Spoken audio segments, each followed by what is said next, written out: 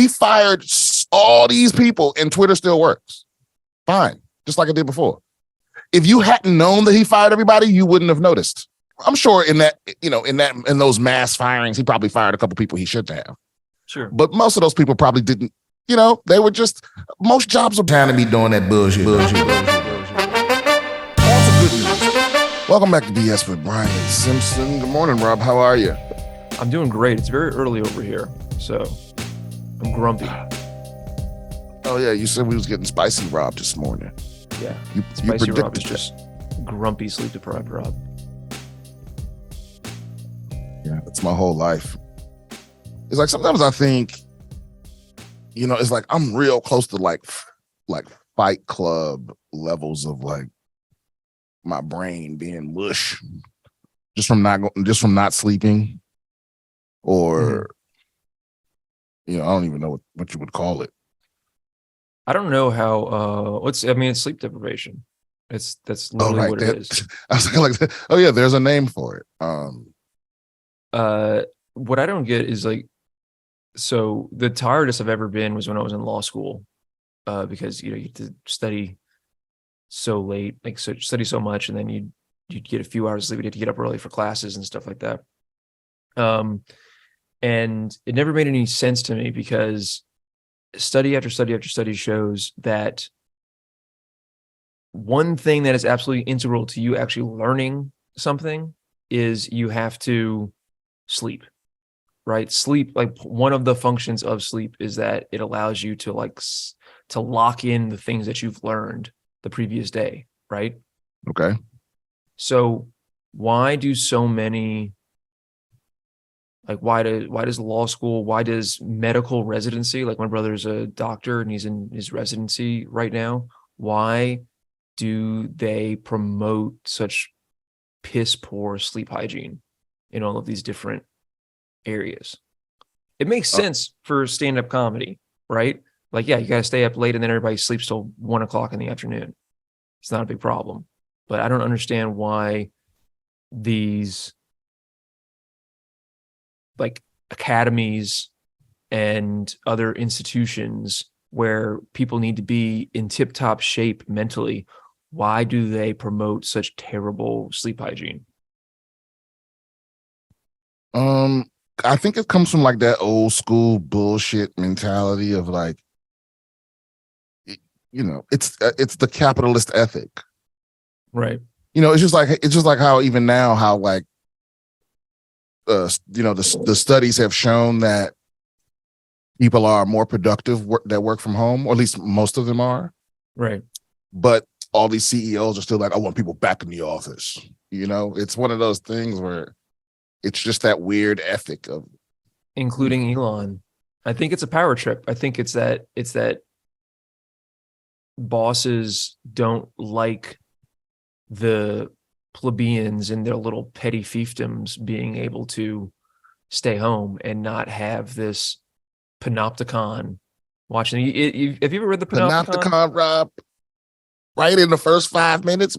That might get us demonetized. What the fuck is that? What is panopticon? Panopticon basically means all seeing. And okay, the concept was for a it was originally panopticon. Yeah.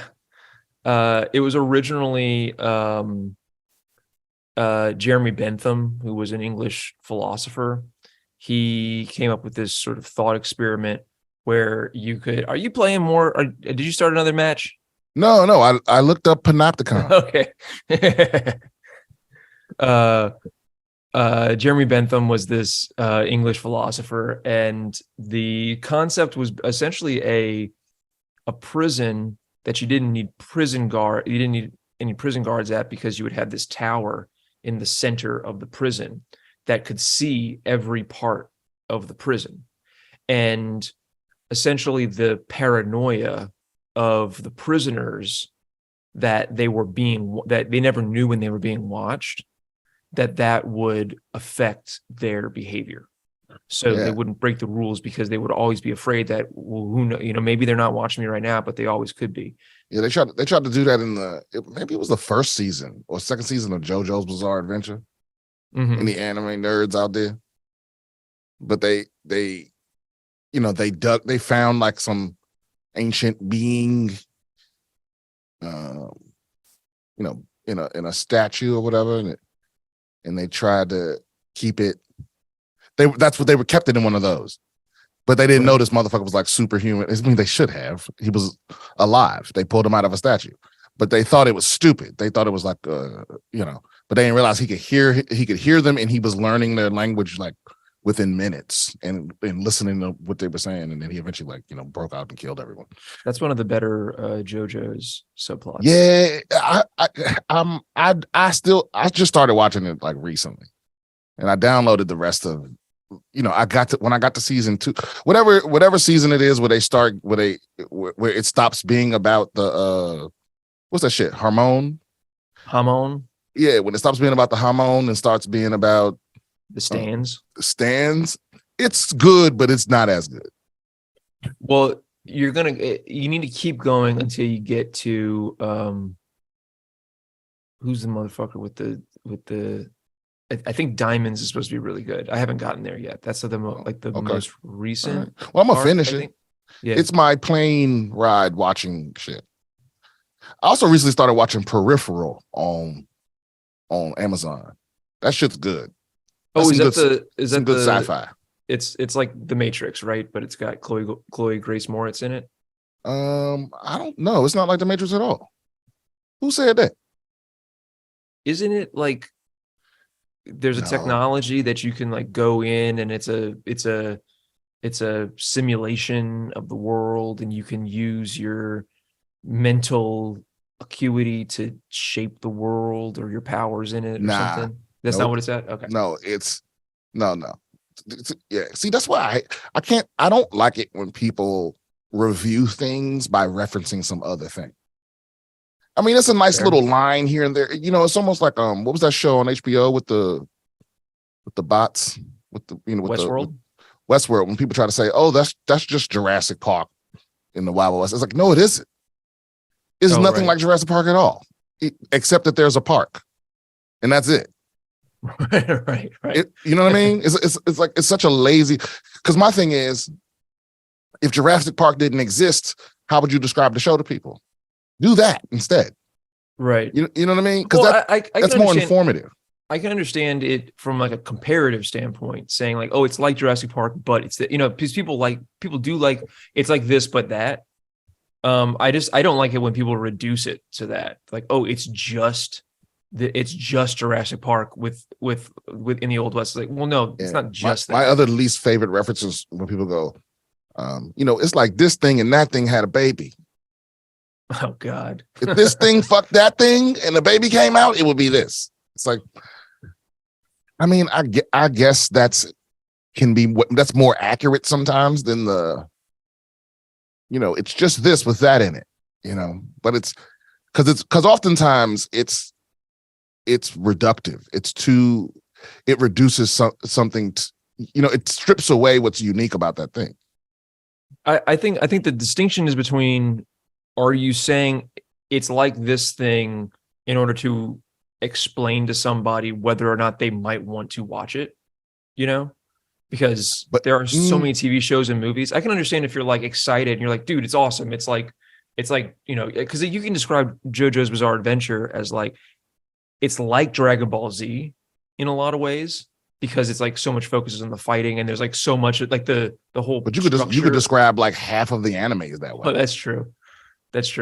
But there's that other half of the anime that's not like that, right? So like, I'm probably not gonna suggest. Did you finish Westworld? No, I didn't like Westworld. Well, see, that's what I'm saying. Did you like Jurassic Park? Fuck yeah. That's what I'm saying. If somebody telling you that Westworld was like Jurassic Park doesn't tell you anything. That's my point. That's true. It's just Jurassic Park with robots. It's like, that's not what it is at all. Yeah. That's like me saying, or if I said Jurassic Park is just Westworld with dinosaurs. It's like, no, it isn't. You know what I mean? It's not like that at all. So anyway, Jurassic World is just like Jurassic Park, but shit. Well, that's pretty accurate. So Brian, I have to start this episode with a mea culpa because I God damn it. I am wrong. I was wrong about Define something. mea culpa. My fault. My bad. Oh, an acknowledgement of one's fault or error. Okay. Yeah. I made a mistake. I said when Elon Musk bought Twitter that people were overblowing how big the news was because I believed that Elon Musk would just I thought a lot of it was a bunch of bluster and that he was going to run the company exactly like any other CEO. And holy shit, was I wrong. See, I was just on Ariel Isaac Norman's podcast yesterday talking about this very thing. I'm one of those people that thinks I still think it's a little overblown. Let me rephrase that. I think the sky is falling people are wrong and need to shut the fuck up. Yes. It's like Twitter is not really different. In some ways it's better. And here's my thing. People were mad that he fired all of these people. Right? But all of us have workplaces where you like, most of these motherfuckers don't need to be here. Because my thing is, he fired all these people and Twitter still works. Fine. Just like it did before. If you hadn't known that he fired everybody, you wouldn't have noticed. It's not like you logged on to Twitter and was like, what the fuck? My shit ain't. So maybe, I'm sure in those mass firings, he probably fired a couple people he shouldn't have. Sure. But most of those people probably didn't, they were just, most jobs are bullshit. And so it's like you strip Twitter down. It turns out it only takes like 10 people to run Twitter. Now are they doing a good job? Time will tell. And listen, and I'm not dismissing the work that went into building up to what it is now, but obviously they didn't need all those people to run Twitter. Because they fired all those people and they're having trouble hiring people, supposedly. But I think that's bullshit too. But what it is? I just what think. Do you think is bullshit about that? I just think Elon Musk is one of those people that he's become himself a virtue signal. Like it's like how much you love or hate Elon Musk.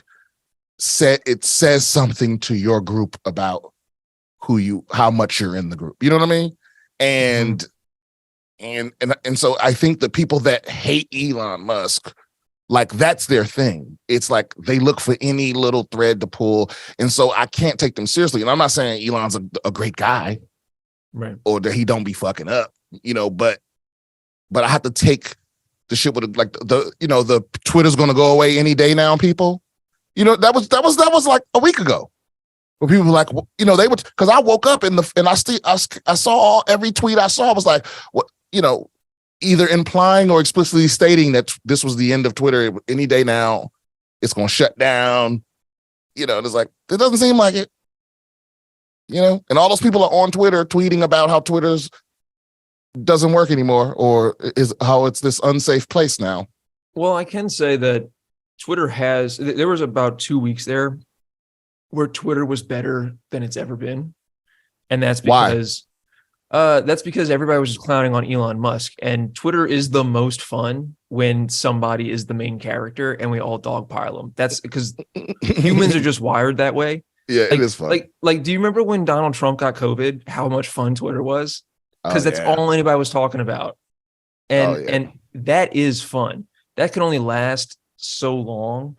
And after those 2 weeks, I have noticed that Twitter is not as much fun because honestly, like a lot of people that I follow left or got banned.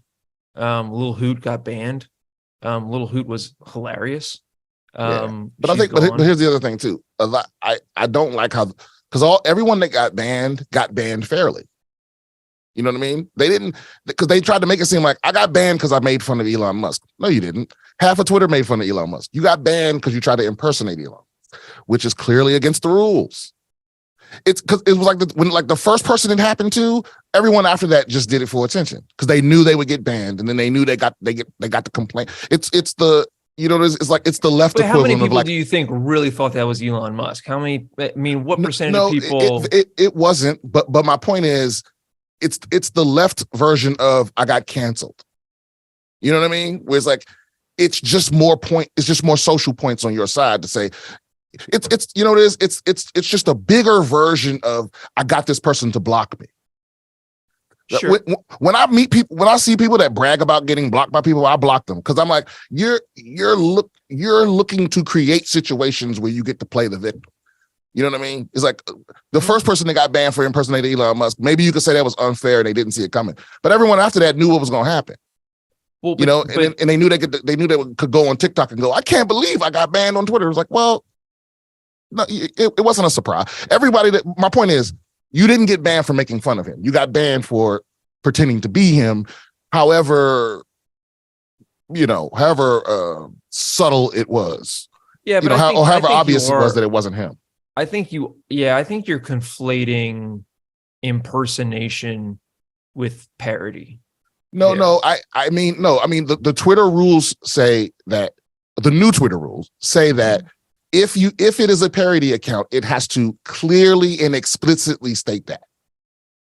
You know what I mean? So do you think that should just be a rule for comedy in general, that you have to say up front, like, by the way, this is parody? Or no, but the purpose of that rule is to leave absolutely no doubt that when you're tweeting something that you aren't that person. You know what I mean? Right, but he came in and his whole point was comedy is now legal on Twitter, and it's like, well, no, it's not.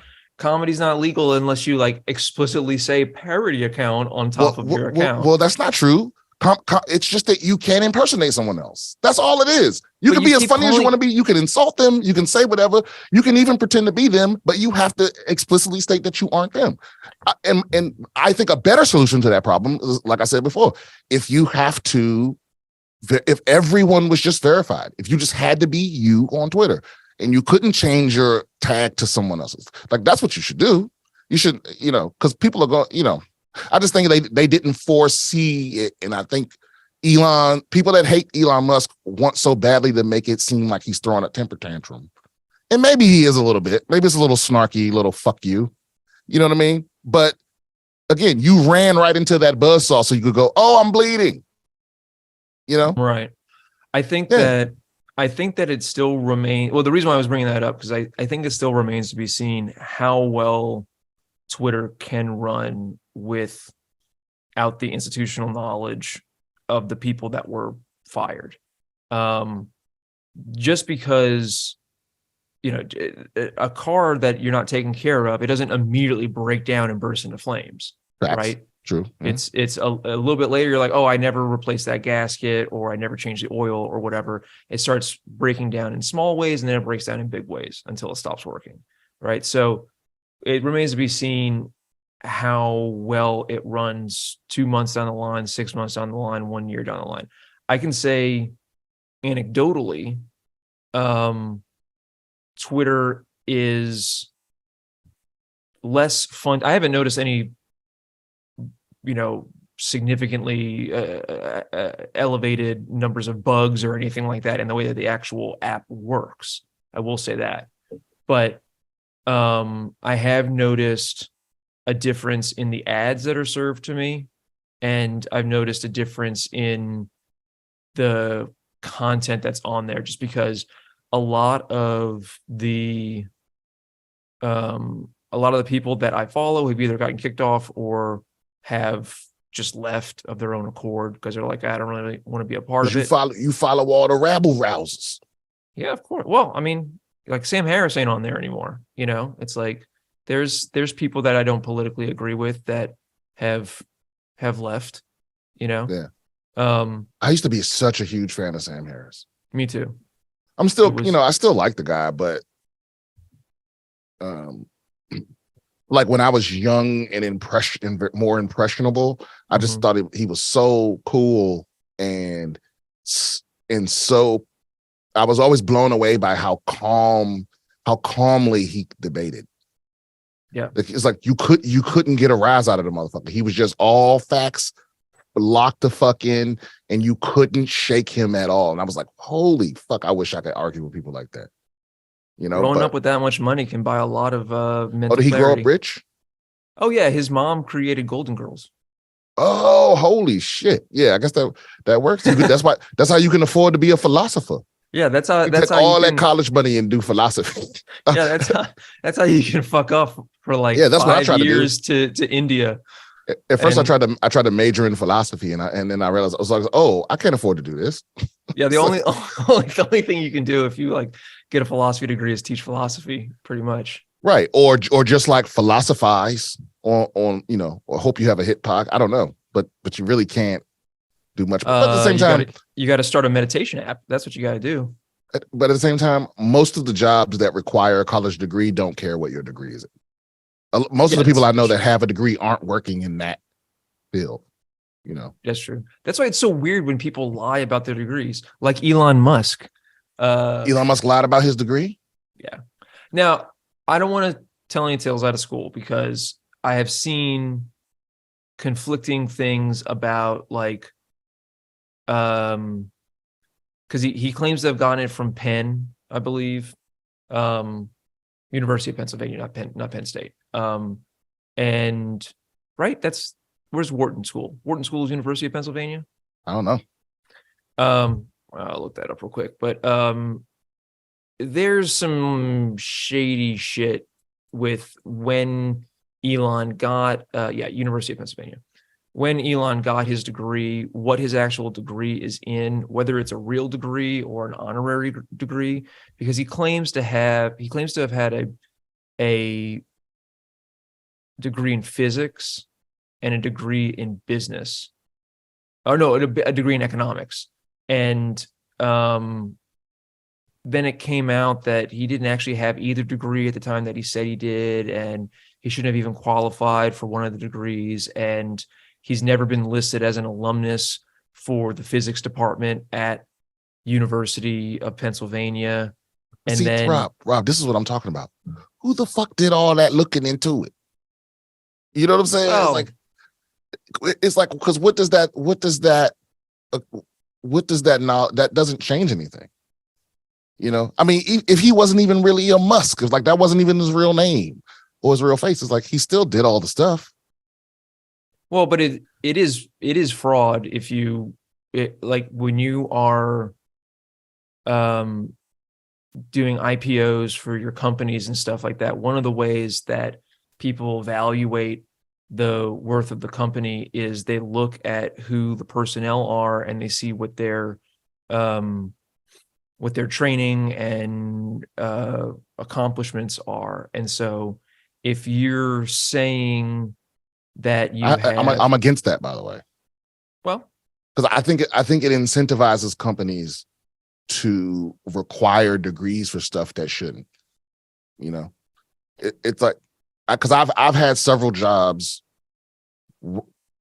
I've gotten several jobs that say I've had a couple jobs where they say you need a degree. Sure. But I got in through other means, but it was just kind of by I got lucky because of the circumstances. Mm-hmm. And then you get the job and you're like, you don't need a degree to do this job. Sure. I could teach a teenager to do this. Sure. I mean, I like, so for instance, in California, which is where I'm admitted to practice law, you have to take the bar exam. But you don't actually have to have a law degree to take the bar exam in. I know somebody that passed it without a law degree. But the thing is, though, you wouldn't want somebody who passed it without a law degree. No, I know someone that did. Oh, okay, yeah. But so, you don't need a law degree, but you have to. There's another test you have to pass before you can take it if you don't have a degree, right? Right, okay. Exactly. And so I'm all for people investing in companies where the founders don't have advanced degrees. That's great. But the point is that the people who are investing in that, it should be up to them what they decide is a valid requirement.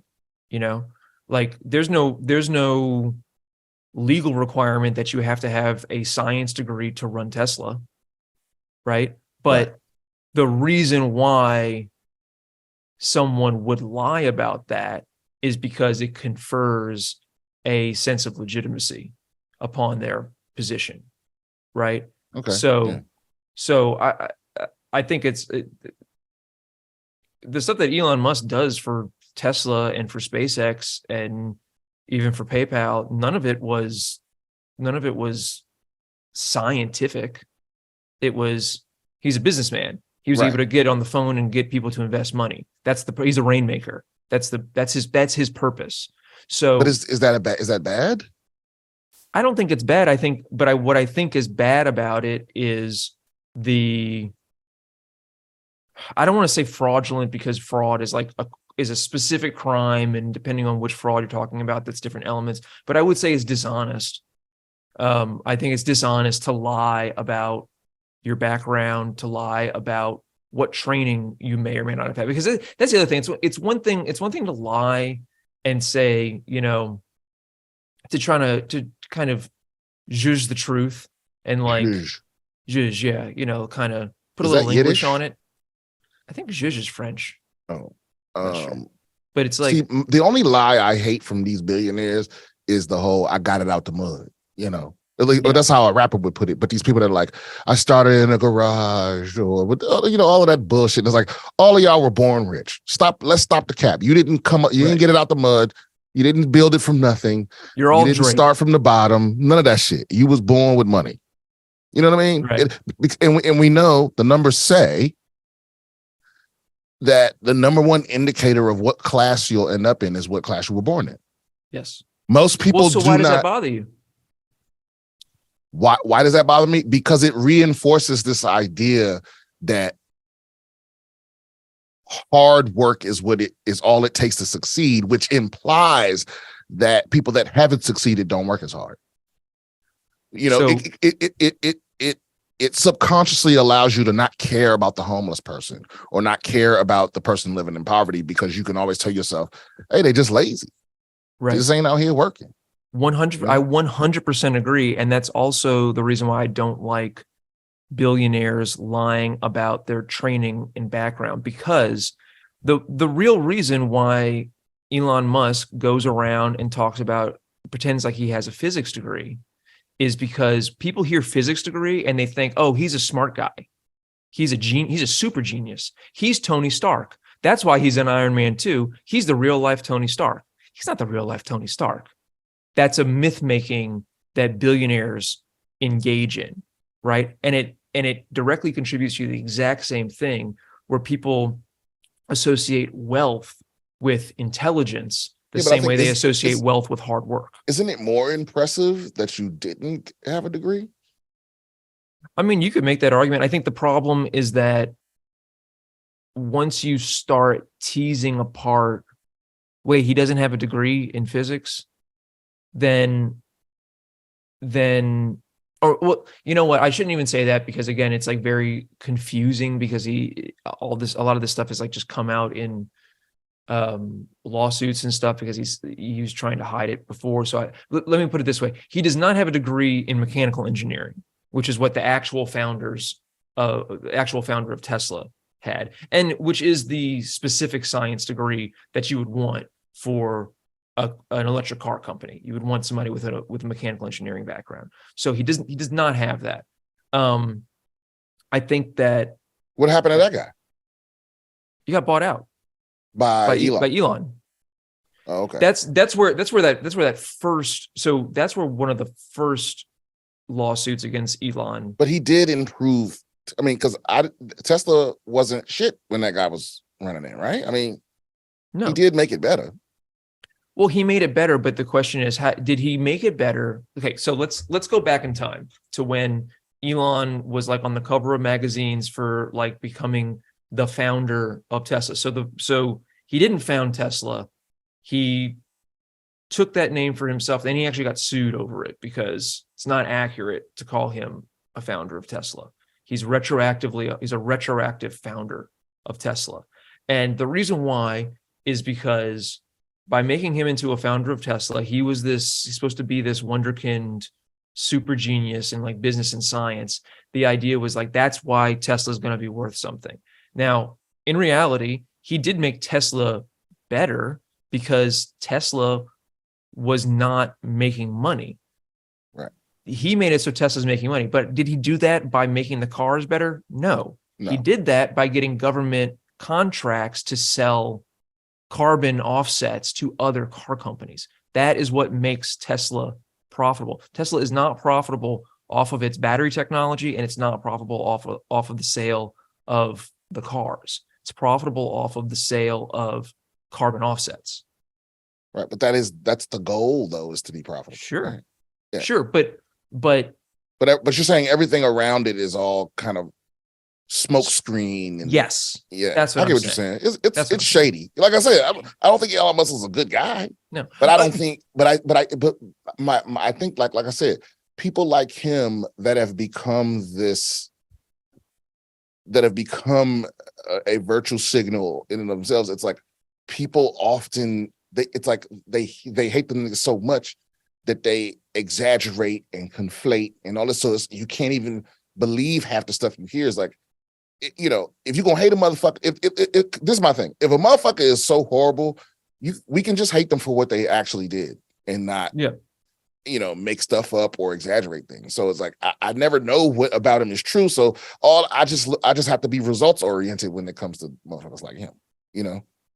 It's the same. It's kind of the same thing with Trump. It's like I don't think you got to make shit up to hate this motherfucker. You can he's done enough stuff where you can be like, yeah, I don't want that motherfucker running nothing. Well, that's just me.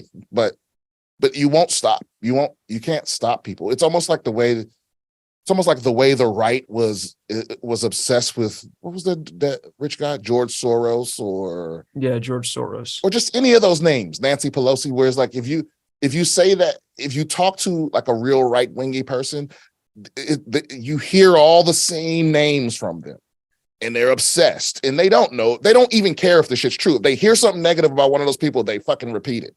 And on the left, they do the same thing with like Elon, Rogan, Trump, anybody that they can hate and get points in their group. So it's like, I just take it all with a grain of salt. It's like, I can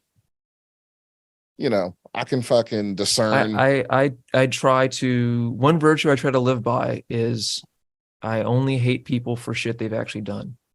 Yeah. Well, and I'm trying to love. I'm struggling with it, but I'm trying to be like, is there any amount of love I'm comfortable giving you? It's like, I'd rather focus on that, but damn, revenge is so entertaining. Yeah, man, I'll take justice over love any day. You want to read one of these emails? Emails? Yeah. I mean, we've been talking about Elon for like 30 minutes. Yeah. And I'm honestly, I'm afraid he can. He's a super hacker genius. He might hear this and. That's the panopticon, dude. You don't know whether he's listening to you or not. Okay, this is from DJ Fat Joe. What? Every monk in a Thai temple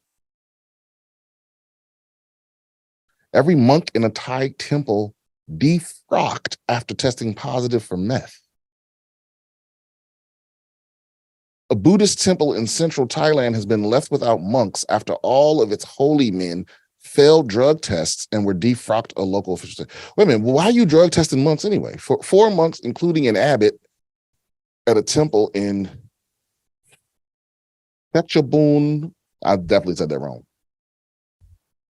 province's Bung Sam Phan district, tested positive for methamphetamine on Monday. The monks have been sent to health clinic to undergo drug rehabilitation. The temple is now empty of monks, and nearby villagers are concerned they cannot do any merit making. I'm not sure what that means.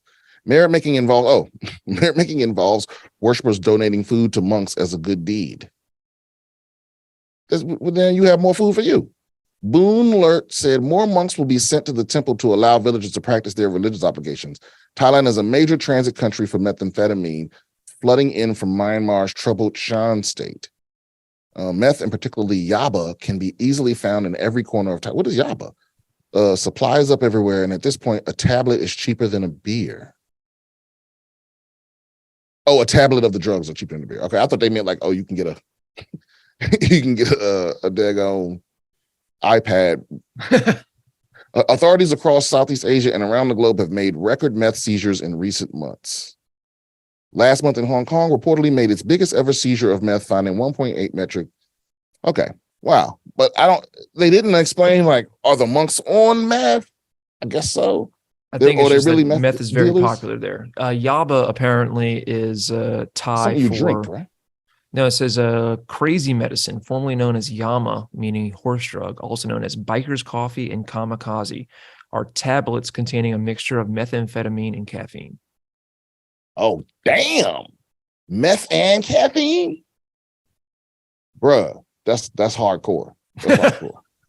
That's hardcore, man. You want to be up. That's got to be dangerous. So does it make you crazy? I mean, it's also known as the hard working pill. So I'm gonna guess, bruh, because you're gonna crash hard than a motherfucker when you come down like that. Yeah, for sure. Because people don't realize. Do you know what? I don't know exactly what meth does in the brain. But caffeine blocks. So I forget the name of the chemical but your body naturally produces this shit in your brain that makes you feel sleepy, and you produce more of it the longer you're awake, right? And caffeine blocks the receptors that it blocks the receptors that would bind to. So, but the shit is still receptors. What is it? Adenosine. Okay, so it blocks your adenosine receptors, right? But the adenosine is still building up in your brain. That's why you crash on coffee, because as soon as the caffeine, I don't know what the fuck it does, dematerializes or fucking breaks down. Now you have way more adenosine, and it just floods you, and that's why you feel up, and then you fucking crash when you drink caffeine. You know what I'm saying? Because the shit that makes you sleepy is still there waiting for its turn. That's all it is. So it's wild to mix that with meth. Because it's like, you're going to be up, and then you're going to probably sleep for 2 days. Well, that's what's interesting about caffeine is I was talking to my brother about it, and he said, caffeine doesn't actually, it is a stimulant, obviously, but it doesn't so much wake you up as you no longer realize how tired you are. Yeah. But here's the trick. I learned this a while back. Actually, one of the older audio only episodes, we talk about this. But a very effective tool is a coffee nap, right? Because what was it again? Adenosine. Yeah, because sleep clears out the adenosine, right? So the key is to drink a bunch of coffee right before you fall asleep, right before you take a nap. And you wake up in a couple hours and you feel extra great because there's less adenosine and your brain is blocking the shit. So you feel extra great. You can take a little quick nap and make sure you wake up from that nap fucking extra refreshed. So do it. And I probably explained that not as good as the article I was reading when I first brought it up. But coffee naps are a thing.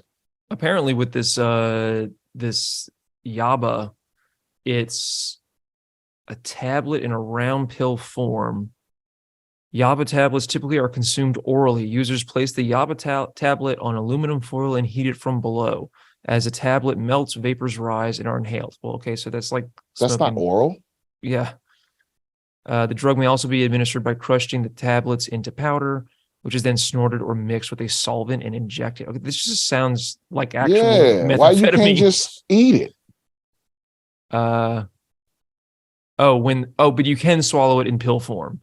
It affects the duration of the drug. The drug's effect will be 8 to 16 hours as compared to 1 to 3 hours when smoked, while the intensity is considerably reduced. Okay. Come down period lasting 6 to 10 hours, just enough time to sleep. Yeah, bro. Although it says many users report that it takes them up to 24 hours after consumption to be able to fall asleep. I can't do any, I'm not going to admit to drug use on a public podcast, but back in the day, I had friends who would do drugs. Take Yaba naps. Take Yaba naps. You wake up like, wow. Oh. It's the worst sleep in the entire world. You just in your dream like, I'm dreaming. That's crazy. That's crazy. I think my rule still applies. It's very easy for you to know what drugs to do because people that have a problem with that drug will tell you not to do them. Get out of here, Dewey. What are y'all doing in here? We're smoking reefer, and you don't want no part of this shit. You know what I'm saying? Don't listen to casual drug users or people that haven't used drugs. They're the worst. They're often the most misinformed. Like people are like afraid of every drug. They put any drug that isn't legal in the same bucket as like crack cocaine and heroin. It's like you can't listen to those people. But the people that do drugs, that do drugs, they'll tell you, hey, don't ever fucking do this. Yeah, stay away from this shit. Ruin my life. I wish I hadn't ever tried it. Blah blah blah blah. Don't get me wrong. It's not that they, because if they know you do it, they'll try to do it. They'll try to get you to do something because it's cheaper and it's, all of that. But if they know you have never touched the shit, they'll be like, stay away from that shit. Generally, not everybody. Right. Did you see that thread that went around on Twitter of the of Greasy Green? The guy had that super long thread about why you should smoke crack. Oh no, dude, it was hilarious. We should do a whole episode on that. Yeah, well, we're recording 2 today, so maybe we'll do. By the way, we need to do an episode. We need to not an episode, but we need to film a video telling people how to use 2-factor authentication.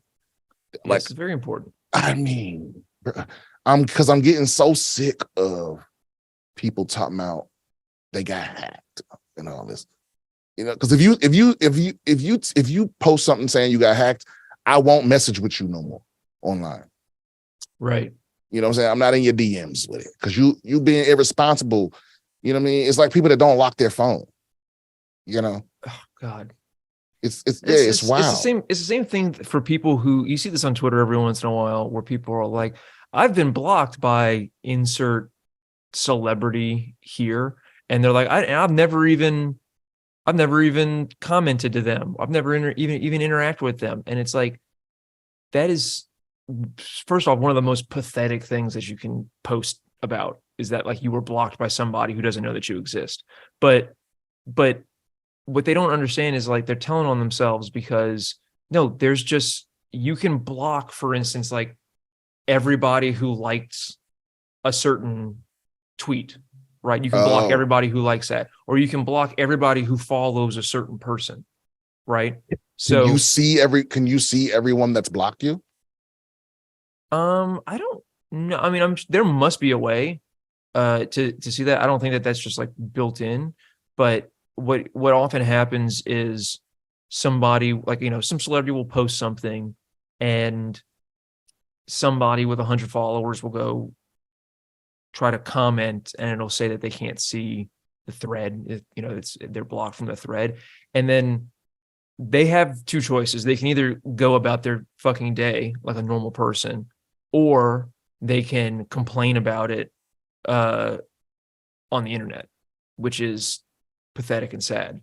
I guess they have a third option, which is sometimes they make a sock puppet account so that is not blocked. So then they can DM the person who apparently blocked them. Don't ever do that. That's beyond cringe. I'm not a fan of that. Dangerous. You having multiple accounts for not official reasons, like if you have a business account and a personal account, that's one thing. But if you have backup accounts and all that, it's that's weird to me. I think you should be allowed 2 accounts. You can have 1 account or 3 accounts. You can have a business account, a personal account, and a horny account. If you want to keep those three things. Oh yeah. What's the horny account for? For sending dick pics? No. So on Twitter, there's a divide between like I follow a lot of comic artists on Twitter and Instagram and stuff like that. And there is a pretty strict divide, not like a antagonistic divide, but just, you know, a divide that has to exist for business reasons between like people who draw X-rated stuff and people who don't. So lewds and not, right? Oh yeah. So There's a lot of porn on Twitter. There's a lot of porn on Twitter, but the thing is, there is a little bit of there is a little, you know, if you're like, I personally know artists who have one account and they do like, you know, they work on AAA video games, let's say. Oh, right. So, but then they also have like a Patreon where they do like, you know, Spider-Man fucking Mary Jane or whatever. And it's like, they can't have the streams cross. Right. Oh yeah, I know what you're saying. Yeah. In Twitter, because that's where they make their money, you know? Right. So what I'm saying is you should be able to you can have a business account, which is like, that's where it's like pictures of you at the, I don't know, fucking middle manager's luncheon or whatever. You can have your personal account where you fuck around and post memes. And then you can have your horny account where you follow all of your, porn star friend. All the porn stars that you like, that you and only you like, all your favorite ones. Yeah, but couldn't you just have it where couldn't you have a thing where like you could have a list of people you follow that don't show up in your follow and like who you follow? I guess you could, but or you can have it so that like you can publicly post anonymously, but if push come to shove, is like Twitter can still Twitter still knows that it's you, but people on the internet can't see that it's you. I'm sure that that's possible, but I think it's just easier, like how people have a Finstagram and a Rinstagram. I think it's just easier. What the fuck is that? Finstagram is your fake Instagram, and Rinstagram is your real Instagram. See, I'm not a fan of that.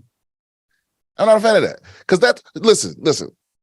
All that's the scenario you named is a good one. But most people use their other accounts to be pieces of shit. Sure. That's what they're for. It's like, it's so you can shit post and it not be connected to you. That's what most of these secondary backup accounts are. It's not so you can look at porn. It's not so you can do, you know, darker things. It's so you can be an asshole, and it's so you can throw rocks and hide your hands, you know? It's that kind of thing. Yeah, but here's the problem, Brian. I kind of love that. That's some of the best. So that's some of the shit posting is some of the best content on the internet. It can be. Yeah, it is. Yeah, I agree with that.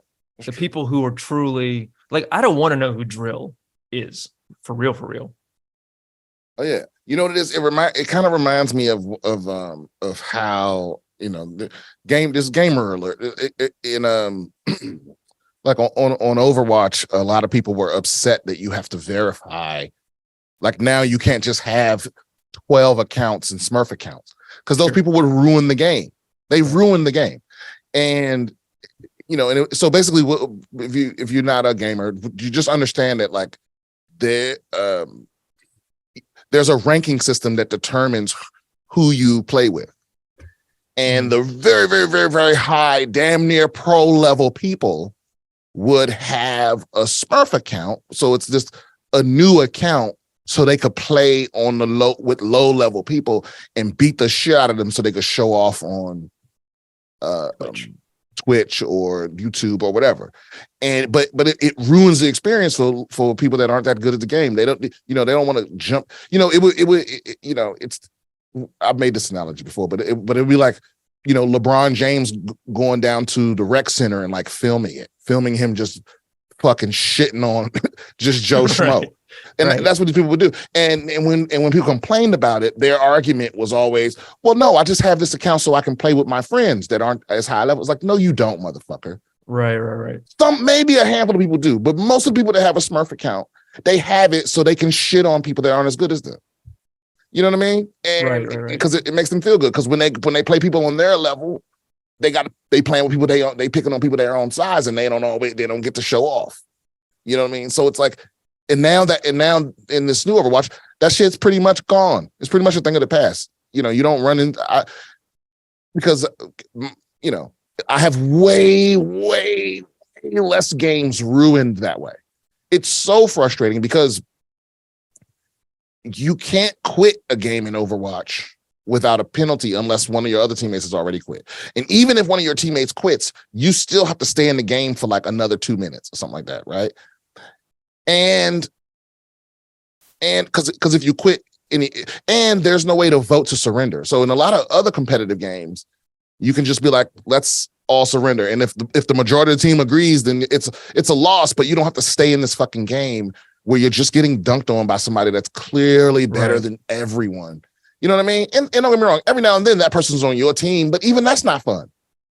You know, it's not fun just winning because, yeah, anyway. But all that was a huge problem in like Dota, right? Because Dota matches are long. Yeah, they can be 20 to 45 minutes or something crazy, right? Yeah, they can be like an hour. Right. Depending on like who you're playing or whatever. And so and there is no way to I surrender? believe, I mean, maybe there is now, but I'm talking about back in the day that for Dota, there was no way to just knock the king over and say like, all right, you win, and then like move on to the next match. You had to play it out or else you got punished. Yeah. And it's wild. All of these Twitch people, all of those Overwatch Twitch people that were supposedly just dunking on people all the time. It's wild how they either don't stream Overwatch anymore, or you don't see them posting their fucking highlights and all of that shit because they only were doing impressive shit against people that weren't as good as them. You know what I mean? The real good people are doing dope shit at that high level. Yeah. You know what I mean? Yeah. You watch people like Flats or somebody like that. It's like they really that. They really playing at that up there top. These other people would be like just a platinum. Anyway, from Blaze Tricoli, where you actually know Blaze. He's a San Diego comic. Were you able to quit smoking? If so, help me out. No, I was not. I can't help you. I have quit smoking before, but yeah, man, it's one of those things. It's like they got you, bro. They got you by the balls. I don't even enjoy it anymore. And you know, I've the longest I've gone in recent times is a few weeks. So I don't know what works. The thing is, I don't think anything, because I think some people have the misconception that that addicts, if you're an addict of any kind, that when you quit, let me rephrase this. People that want to quit things that have never quit a thing, what they're really asking for is to not want a cigarette. And that's never going to happen. You know what I mean? You can stop smoking, but you're always going to want a cigarette for the rest of your life. You know what I mean? Like, and it's not, the urge is going to be as strong. It may not be as frequent, but even people that quit smoking 20, 25 years ago, they smell a little hint of cigarette in the air and their body goes, yeah. So the temptation is going to always be there. And, you know, and if you weak in the moment or drunk or whatever, it's like the chances of you giving into that temptation go up. So, you know, that's what it is. It's just it's an everyday struggle. And I don't know if there's not some cure. I think you just have to, you know, you have to want to quit more than you want to smoke. Now, but I do have some advice because there's this book, The Easy Way to Stop Smoking. And everyone that I know that's finished the book has quit smoking. But in the beginning of the book, you buy the original one by Alan Carr. It's written for Brits, so it's not as, some stuff don't make sense to you. But in the beginning of the book, he tells you most people that don't quit from reading the book is because they don't finish the book. You know, and he tells you, hey, listen, smoke throughout the book, and at the end, make your own choice. But most people don't finish the book because, you know, and they explain it in the book, but it's like most of it is like it has to do with the way addiction works in your mind and your fear of, as you get closer and closer to the end, the fear that you'll have to quit makes you like, fuck this. You know what I mean? It's so Right. it's like, yeah, the act of quitting, the way addiction works is like the closer you are to being a non-smoker, the more uncomfortable you get. The anxiety goes up and up and up and up. And so most people, it takes them 10, 12 reads. But like, again, every single person I know that's read the whole thing has stopped smoking. Yeah, so that's one thing. That's the only thing I know that's actually working. What's the book? It's called The Easy Way to Stop Smoking by Alan Carr. And the other thing I know that's other people have that's worked for other people is psilocybin, magic mushrooms. A mushroom trip. Like I said, it's an intellectual enema. It does something to you where it's easier. You have more clarity at the end. I'm talking about after the trip. When the trip's over, I think that makes it easier. So I would say read the book, do a mushroom trip, and then read the book. Or read the book, do a trip in the middle of reading that book. Just throw everything at it. That's what I'm gonna do. Or that's what I'm saying I'm gonna do. But I say a lot of shit I don't really do. So, we'll see.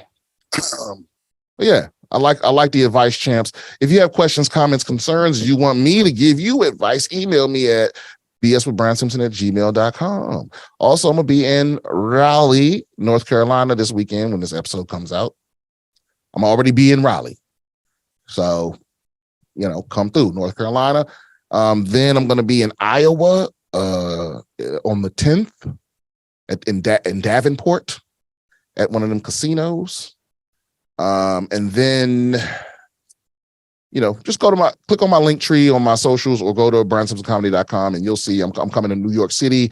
I'm coming to Scottsdale, Arizona. I'm coming to New York City, Scottsdale, other places. I'm being lazy. I'm being a lazy piece of shit.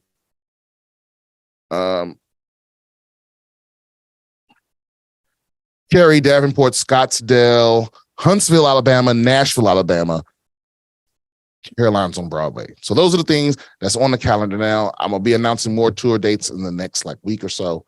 So stay tuned for that. Anything you need to plug, Rob? BrianSimpsonComedy.com. Hell yeah. And follow Rob on Twitter if he's still there by the time you see this.